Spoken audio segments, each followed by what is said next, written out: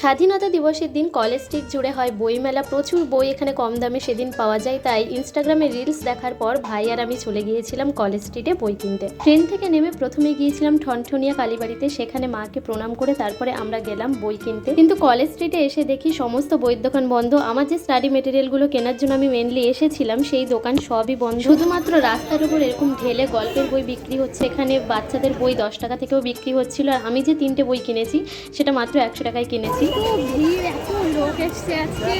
আমি সকাল 9টার দিকে গিয়েছিলাম, আর দোকানদাররা এখানে ভোর 3টে থেকে দোকান দিয়ে বসে আছে। তো যারা যত সকালে গেছে তারা ভালো ভালো বই পেয়েছে। তবে হ্যাঁ, কয়েকটা দোকানেই বই কম দামে পাওয়া যাচ্ছিল, বেশিরভাগ সব দোকানেই বইয়ের দাম প্রচুর চাইছিল।